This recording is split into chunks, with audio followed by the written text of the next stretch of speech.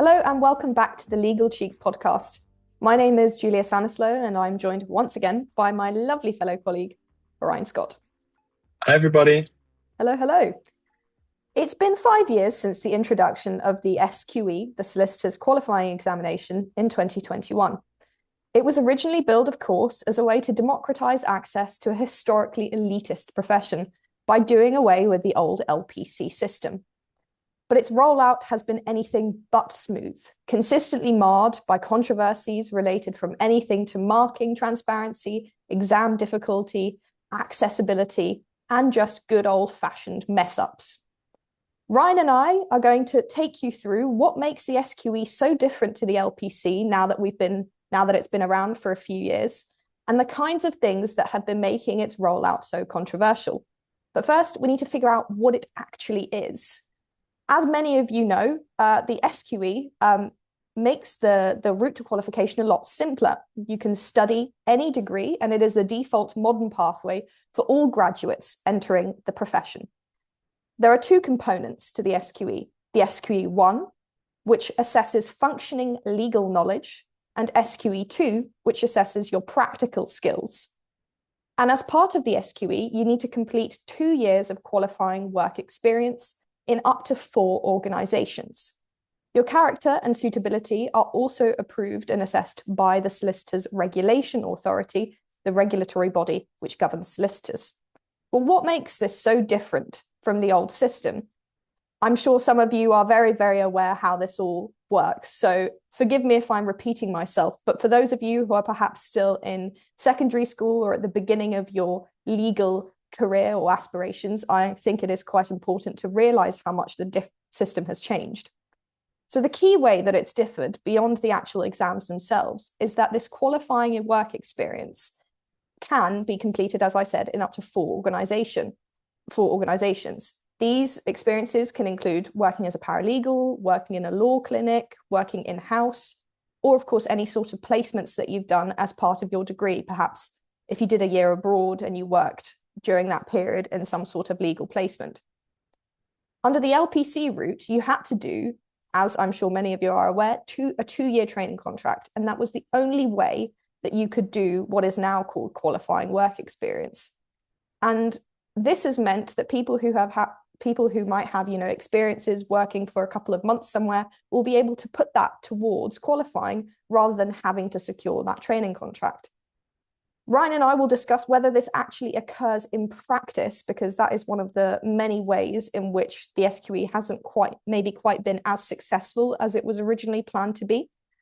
Also, one of the other key ways that the LPC differs from the SQE is that in the LPC route, candidates were assessed as pre-training contract. During your examinations, when you were taking all the tests and things, you were considered to be someone who hadn't even started their training contract yet, and so you were assessed accordingly, which perhaps meant that you weren't expected to have as high of a level of knowledge. And this was reflected, according to some people, in the pass rates. The pass rates for the LPC before the SQE rolled out were very, very high, sometimes up in the 90% level. Whereas under the SQE, as lots of you will know, the sort of soundbite is that you are assessed as a day 1 NQ, a newly qualified solicitor.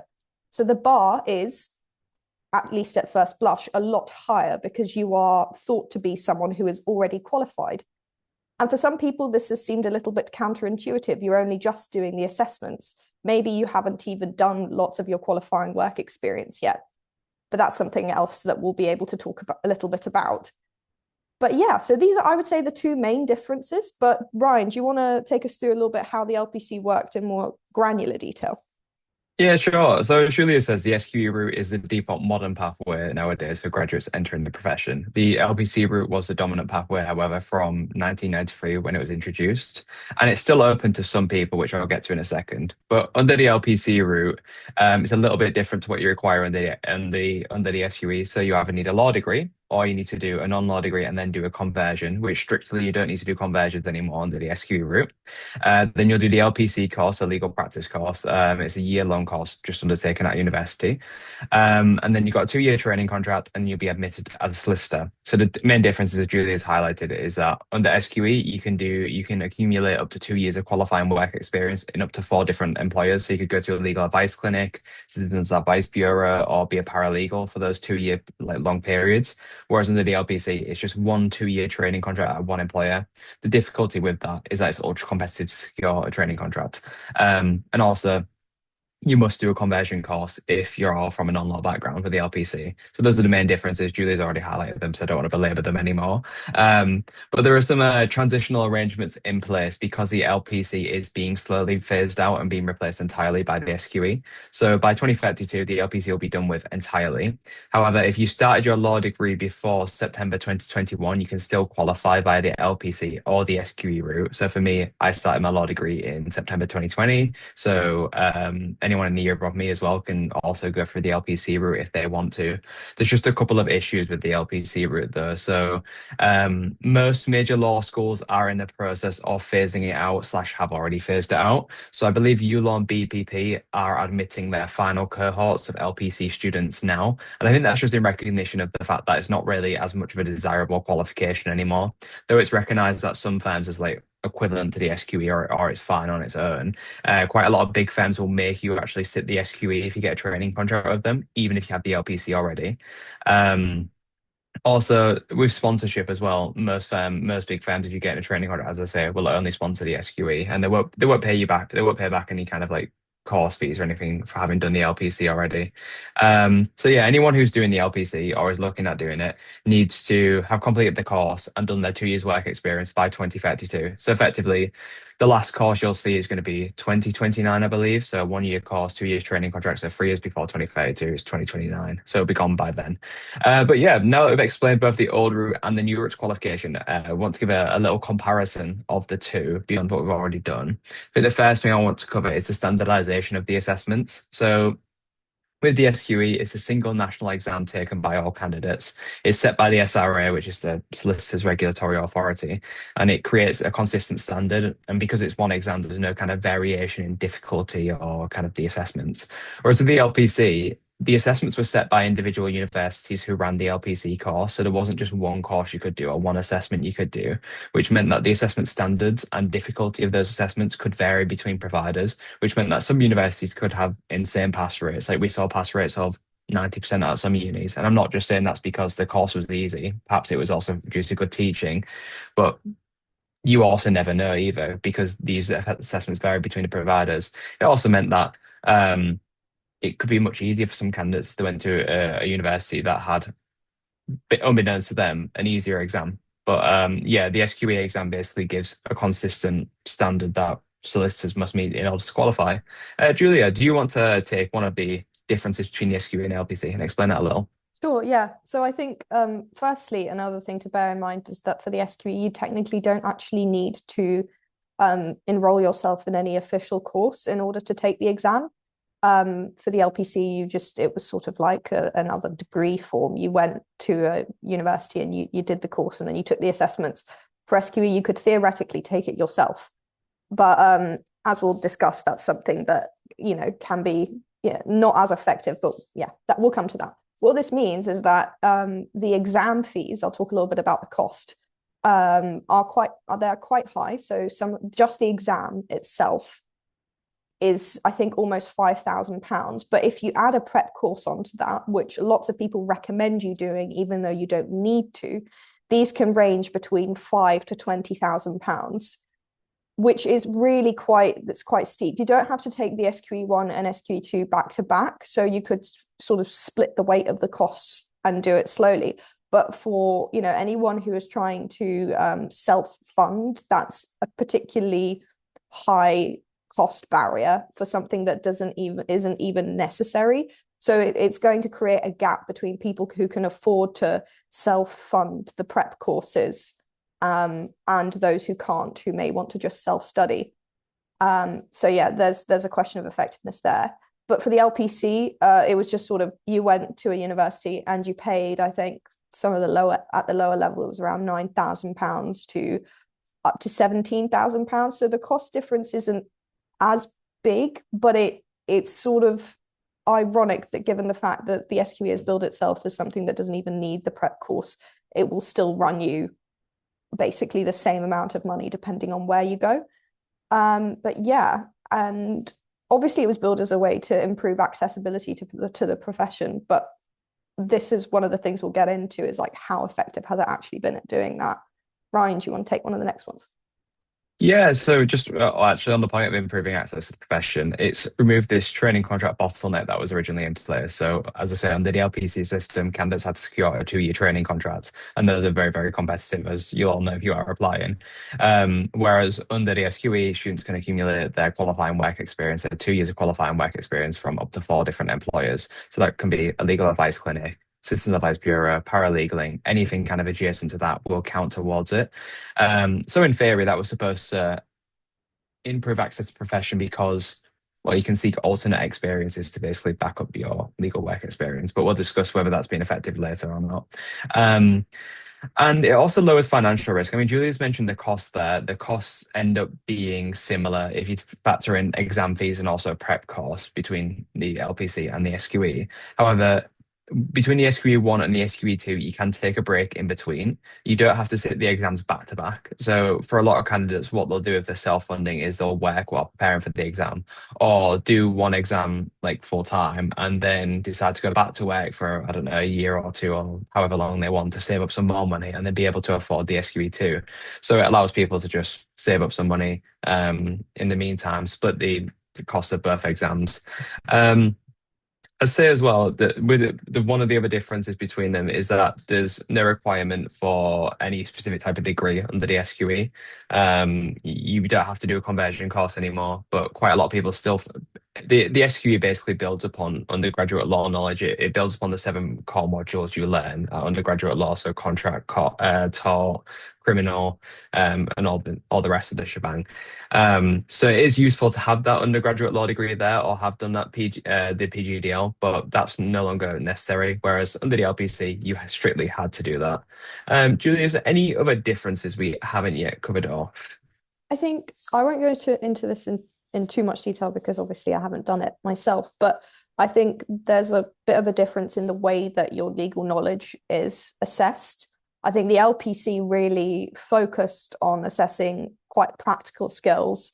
It was a little bit more vocational, and I think that was potentially reflected in the way that candidates, were preparing for their training contract. And a lot of the early complaints you heard about SQE candidates is that they perhaps didn't have the practical skills that were needed to do well in a training contract environment.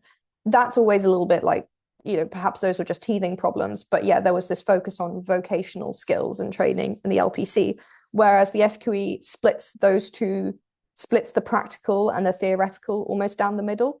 You do all your legal knowledge, so the functioning legal knowledge, FLK, you have FLK1, FLK2, in SQE1, whereas SQE2, that's where you practice your legal drafting skills are assessed, or you have an advocacy section, that sort of thing. And it's just a little bit ironic in my view that the vocational was tested more in the LPC, despite the fact that SQE1 is the one that claims to be assessing you at the level of a day 1 NQ. There's a mismatch there. I know I feel like I'm being quite hard on the SQE for someone who hasn't even taken it yet, but I just think that given the fact that it's only a couple of years in, there's bound to be issues. But it is a highly regarded profession that deserves to have its assessments and future lawyers, functioning to the highest level possible. I think the last thing there is just difficulty. We've touched on it a little bit, but if you want to break it down a little, Ryan. Yeah, so we mentioned this before. Because the LPC was administered by individual universities, the assessments can be different from university to university, and also the teaching standard might be different. but that's a given no matter if you do the SQE at different law school providers. Now the teaching standard might be different. But yeah, pass rates varied massively for the LPC. Some institutions were getting as high as 90% consistently. Some were getting close to 40%. We have seen a drop in LPC pass rates since the SQE's introduction. I'm not sure why that is, perhaps because more students are choosing to do the SQE now. I have heard discussion that I know people from real life who have told me they want to do the LPC because they perceive it to be an easier course.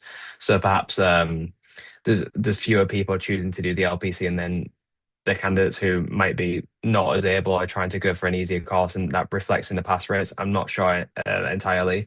But yeah, with the SQE1, we've had obviously several rounds of people have set the SQE exams now. For SQE1, the latest results were 41% overall pass rate, which was an all-time low, and that was back in July 2025. The pass rates do differ significantly between SQE1 and 2. I think we've seen SQE2 go up to as high as 70% before, but yeah, the SQE1 has had some shockingly low, some daunting pass rates, I'll say recently. 41% is quite scary for anyone who's going into go to the SQE.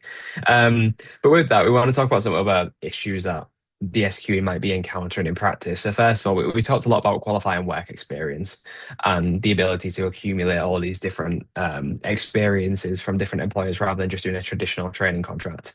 And whilst that is possible, there are signs that isn't being as effective as once it would hope to be.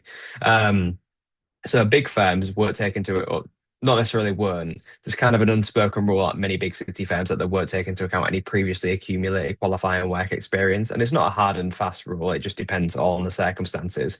But I went fully into my training contract applications knowing that the big firms I was applying for, even though I had a year and a half's paralegal experience under my belt, I'd still have to sit a 2-year training contract. And I wouldn't be able to get around it and say, look, I've done a year and a half already as a paralegal.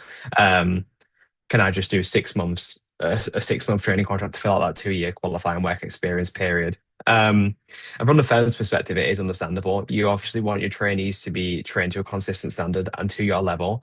I worked in a very small, like regional firm beforehand, or even a high street firm as a paralegal before I got my training contract at a Magic Circle firm.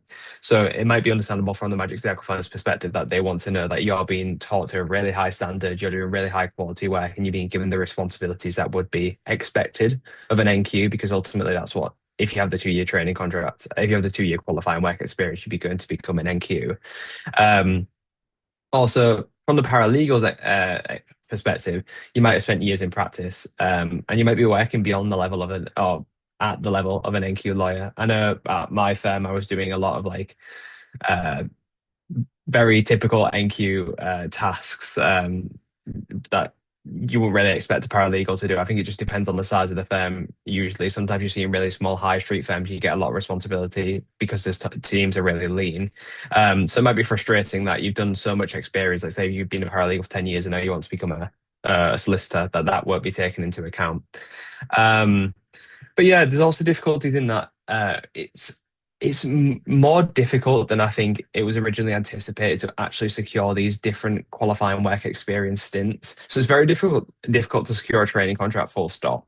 But say you did want to like get a variety of different experiences, a variety of different paralegal jobs to fill up this 2 years, you can do it at up to 4 different employers. But actually getting a paralegal job is extremely competitive as well. Or getting a job at a legal advice clinic, even if it's I don't know if to call it a job, sometimes they have volunteer positions, are really, really difficult. So you might find people who are just trying to build up these experiences incrementally, but there's a big gap between them, and it takes a lot longer than just a 2-year training contract in the first place. Um, Another thing to think about is that perhaps qualifying work experience, the QWE route works better for much smaller firms. So smaller firms tend to have more flexible and less rigid hiring practices. Obviously, big firms will pay lots and lots of money to promote their kind of recruitment cycles from September to December usually. Whereas smaller firms are a bit less formal and might just bump someone up to, I don't know, another the NQ, bump up someone, a paralegal who's done their SQA exams, who's worked there for 2 years to an NQ like that. And one of the reasons you can understand for that is that a paralegal in London might be getting paid anywhere from the close to 30K maybe. Whereas when they qualify, if they're a newly qualified solicitor, they'll get paid to at least At many firms, over 100K. So there's a big pay difference there. If you're a paralegal with 2 years work, qualifying work experience and have done your SQE, it's a 70, at least a 70K pay difference between the two salaries. Whereas if you're at a regional firm, the pay difference between a paralegal, maybe 24K, let's say that. I know that that was the wage in my hometown. And then NQ, perhaps around 35K, is a much smaller difference to basically promote that paralegal to a newly qualified solicitor. So yeah, perhaps the QWE approach works better for smaller firms who are less rigid in their hiring requirements, I'd say. Julia, do you have something you want to cover as regards SQE issues? Yeah, I have lots, so many. I mean, anyone who's read Legal Cheek for the for the years since the SQE has been introduced and the years beforehand, knows very well that there is always something going on. And the number of administrative scandals, they haven't been like massively serious, but they've been serious enough that people's livelihoods have been affected. There have been issues with the centres where you take the assessments, having IT issues, delaying exams, and then exams being delayed and then ultimately cancelled with people having travelled to the assessment centres. That happened a couple of years ago. And then the biggest scandal that happened, I think, in 2024, 175 students were told by Kaplan, the assessment provider, that they had failed. I can't remember which SQE, if it was one or two. They were told that they had failed when this was in fact not the case. I think the whole incident ended up affecting a couple more people due to some other differences in grading. And it caused significant distress, I think, and lots of people's job offers were rescinded. And I understand that, things like this happen, but given the fact that if you read any sort of judgment from the solicitor's disciplinary tribunal about a solicitor messing up in some way, one of the things that they will always say is that if you've lied, if you've messed up, and one of the effects is that you've diminished public trust in the profession, one of the effects is that you've diminished public trust in the profession, you are almost always going to be reprimanded for it. Being a solicitor, being a lawyer is, a job where people need to be able to place a significant amount of trust in you. And if this, if the future of that profession isn't afforded that same level of ability to trust in its, exam providers and the people who are bringing it up into the next level of the job, then, that's really disappointing. And loads of TC offers have been rescinded because of the pass rates. A big famous example is that lots of huge Magic Circle firms like Clifford Chance have basically said to their future TC offer holders, yeah, if you don't pass on the if you don't pass on the first try, that's it.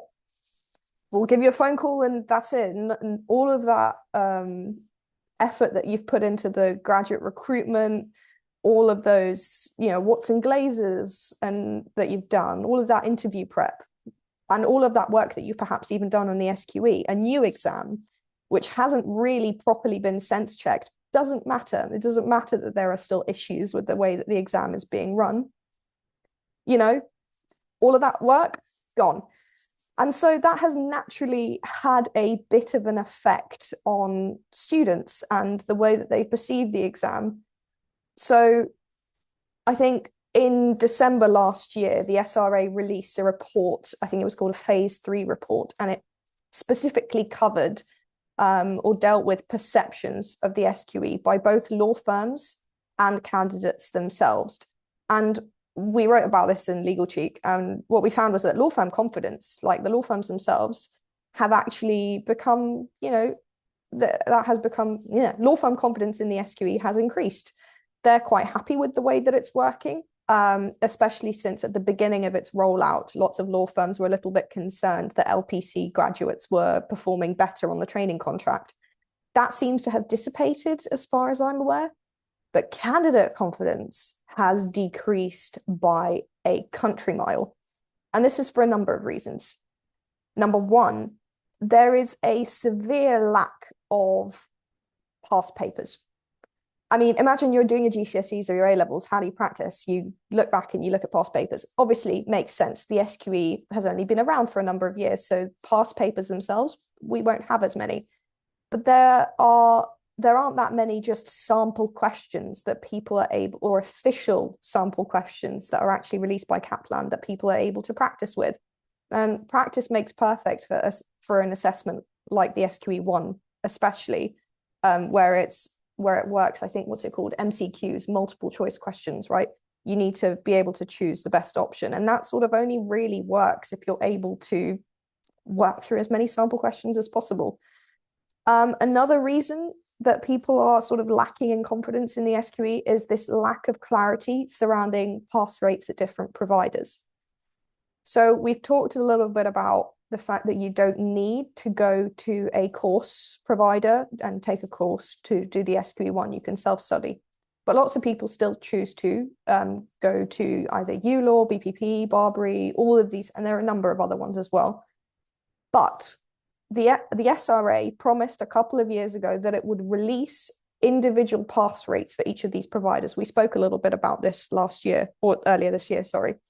And there's been a significant delay in the release of this data because of the way that they've been trying to collect the data. So the SRA originally were trying to ask people what their course providers were when you signed up for the SQE.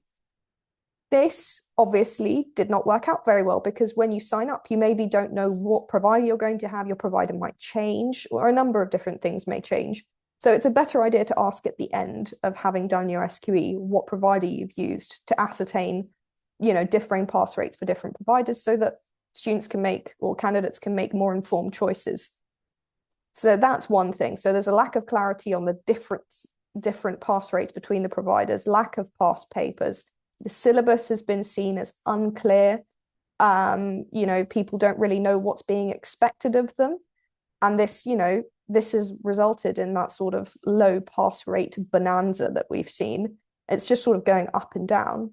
And also costs were a significant concern because given all of this, why are we still paying so much money when it hasn't really, the point is that they're just teething problems. It's a new assessment. Yeah, sure. But this is a highly regulated profession, which is sending lawyers out into their training contracts with this qualification. It's not something that you can dilly-dally on. It needs to work relatively well from at least day one.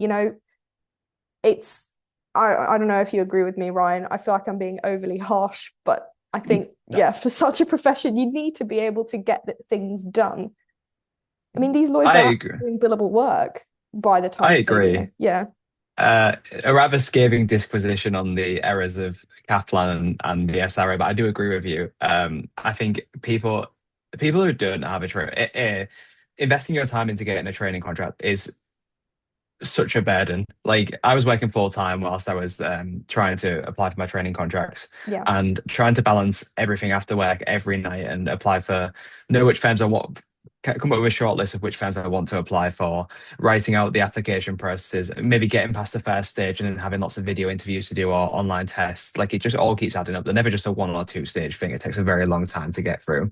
So I think candidates put a lot of effort into this to actually secure the training contract in the first place if they are being sponsored by a firm. If they're lucky enough to be sponsored by a firm, some people self-study that, and the people who self-study who can't get a training contract who just haven't been lucky enough to yet. It's a massive financial investment, especially for people who don't have that financial support from their parents, or they're not able to access a master's loan. And it's a big. One of the things that I think we've probably mentioned already is the question of to study or to do a prep course or not to prep course. You don't have to do a prep course under the SQE route, but if you don't, you're probably significantly heightening your risk of not passing the SQE first time, which further adds to the stress of it, and also means you've got to pay for resits, which is just so expensive, and it's just you don't want to be in that position really. So finding the money to be able to sit a prep course and then be able to pay for the SQE1 and the SQE2 exams, which the exams themselves cost about £5,000 together, is very difficult. So I think it's fair to be scathing on kind of the institution that put it in place and the institution that administer it, when the students who are sitting it put so much into it back, and so much is expected of them in terms of integrity and honesty and upholding trust in the profession and things like that. So I do think it is fair. But just some other stuff we haven't covered yet. Under the LPC route, candidates need to do a conversion course. We spoke about this. Under the SQE route, candidates don't need to do any specific type of degree and they don't need to do a conversion course. However, in practice, what we see is that a lot of big firms are still sponsoring candidates to do the PGDL. Um, and it's important. I guess it makes sense because the SUE builds on that knowledge of undergraduate law, so it's important for people to have that basis in order to succeed. But you do see some big firms like Baker McKenzie, I don't believe it sponsored a PGDL anymore. And I wonder whether this is as prevalent in small firms because obviously it's just another financial burden to pay for the full course fees of a PGDL on top of the SQE. I wonder if there's kind of less they do less sponsorship of PGDLs in individual cases. And just one last thing I'd like to cover is about the profession in transition. So we mentioned before how the SQE is slowly supplanting the LPC, and the LPC will be fully gone by 2032. Um, whilst that is in whilst that is happening, that process is happening, people can still sit the LPC. And as I say, people I know are choosing to sit the LPC because they think it's much easier than the SQE. I don't know how you'd test that objectively, or the objective ease of an assessment, but I think just from word of mouth speaking to lawyers, like everyone I've spoken to seems to think that the SQE is this really, really difficult exam and the LPC was much easier and they're glad they passed under it, is what I've heard like from empirical conversations, I guess, with real people. Um, but the issue is with that is that those people who are choosing to sit the LPC, they might not have a training if they are self funding, they might not have a training contract in place. And if they're going to a big firm, some big firms still require you to sit the SQE, even if you have the LPC already. So I believe quite a lot of the Magic Circle do that. And I imagine quite a lot of other city firms still do require you to do the SQE if you've done the LPC. And I think it's just so that you're on the same level as all the other trainee lawyers at the firm. You're assessed at that same standard. The LPC, perhaps that is also reflective of the fact that what I just said earlier, that people are saying the LPC is easier. Perhaps the fact that they are forcing you to sit the SQE and you'll be assessed at the level of a newly qualified solicitor rather than someone who's just beginning their training contract means you are kind of ready and raring to go into practice. Mm. Is there any other things you'd like to cover as regards issues with the SQE, Julia? I wanted to ask you a question as someone who is doing the SQE soon. Yeah. My issue with this whole you don't need to do the PGDL to do the SQE thing, it seems really contradictory given the fact that the SQE builds on foundational legal knowledge. Mm. And you said yourself, we've had like chats at work where you said, oh, I'm like revising all of my undergrad stuff because I'm Yeah. preparing to start the SQE course. Do you think that in practice it's what do you think about this system? Do you think it works? Do you think it makes sense given the fact that it seems to rely so heavily on that knowledge anyway? I don't see how you can create a class of or a group of lawyers who are effective in the way that they work if you don't have some of that foundational knowledge, unless it's an overemphasis on theory. I don't know. I think obviously at undergrad you're assessed academic law is much more than just practical stuff. You do a lot of the kind of the theory behind it, or like you analyze judgments and you got to understand like policy reasons behind decisions as well. Whereas the SQE is completely focused on kind of the application of law in practice. Like you don't have to remember any case law. You don't really have to remember statute or recite them or anything like that. So SQE is kind of like skimming the most important parts, I guess, the most practical parts of the academic law degree and teaching you that. I've spoken to people from different law schools and they say you should like revise your undergraduate law modules to be able to be prepared for the SQE. However, I have looked at the SQE like study materials.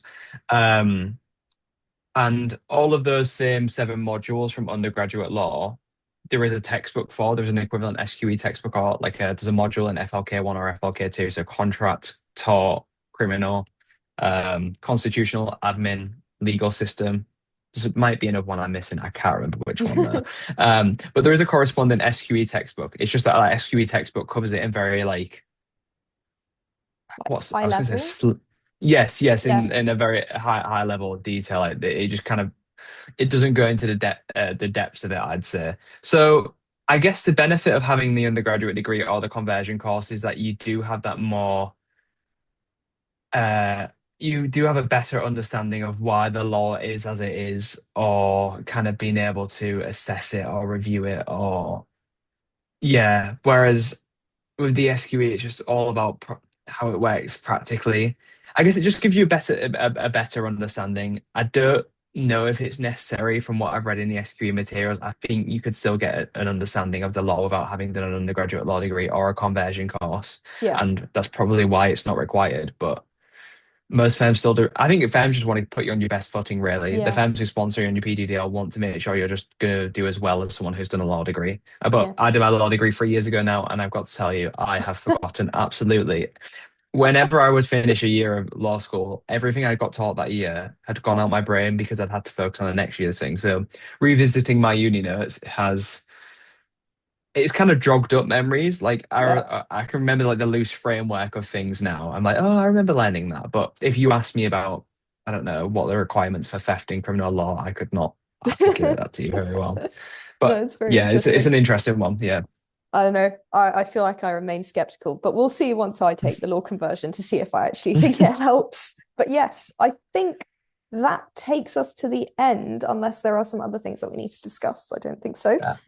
I Yeah, think we well, covered everything. we will. And for those of you who are listening who might be in sixth form, we will be covering the solicitor apprenticeship route as well. But we thought that deserved its own episode because it's been sort of its own system and its own rollout, and has, in contrast to the SQE, I would argue, been very successful actually on Yeah. its own terms.